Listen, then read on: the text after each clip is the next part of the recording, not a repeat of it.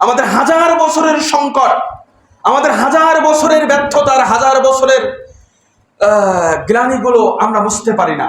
এটা আমাদের ব্যর্থতা। তারা এটা মিটিয়ে নিয়েছে।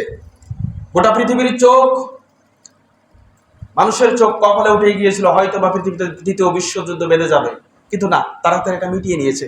কিন্তু গাজা আর ফিলিস্তিন আর এই ইসরায়েলের সংকট কেন পৃথিবী থেকে মুছতেছে না? প্রশ্ন থাকতে পারে না? তাদেরটাও হঠাৎ করে শুরু হয়ে 10-15 দিনের ভিতরেই ক্লিয়ার, কিন্তু গাজার এই সমাধানটা মেলে না কেন? কি সমস্যা ফিলিস্তিনের এই ভূমি নিয়ে এত কি? শোনেন, আমি আপনাদেরকে একটা কথা বলি। ফিলিস্তিনের এই যে ভূমি, এটা শুধুমাত্র একটি ভূমি নয়, এটা শুধুমাত্র একটি মসজিদ নয়।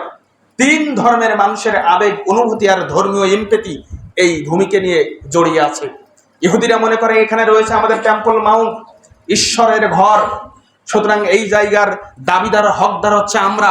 খ্রিস্টানরা তেমনি ভাবে মনে করে এই জায়গায় যীশু খ্রিস্টকে ক্রুশবিদ্ধ করা হয়েছিল, যীশু খ্রিস্টের শৈশব এই জায়গা কেন্দ্রিক মিশে আছে, সুতরাং এটা হচ্ছে আমাদের হকদার, আমরা এর প্রকৃতপক্ষে হকদার, এই জায়গা আমাদের, এটা খ্রিস্ট